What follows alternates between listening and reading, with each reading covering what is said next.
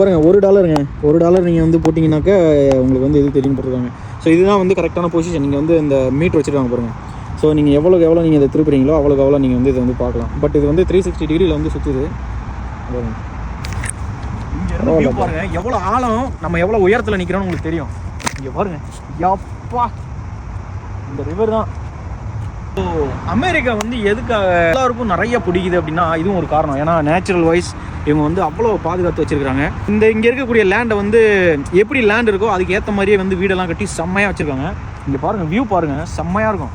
வாங்க, அந்த பக்கம் வந்து நியூ ஜெர்சி, இந்த பக்கம் வந்து நியூயார்க்கு. இந்த மரம் பாருங்கள், இந்த மரம் எவ்வளோ பெருசு தெரியுமா? எப்பா கீழேருந்து பார்த்தீங்கன்னா ரொம்ப பெருசுங்க இந்த மரம். ஆனால் நமக்கு கை கிட்ட இங்கே இருக்கிற மாதிரி இருக்குது. ரொம்ப ஆழம்ப்பா.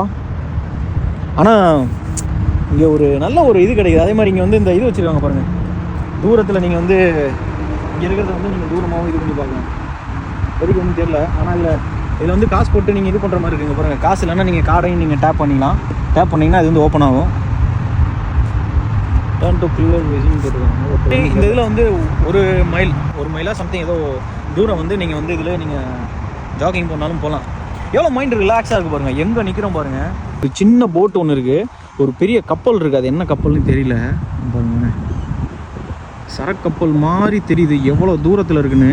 அது வந்து போட்டு பாருங்கள். அதில் மீன் பிடிச்சிட்ருக்காங்க யாரோ பாருங்க. மிதக்குது தெரியுதா?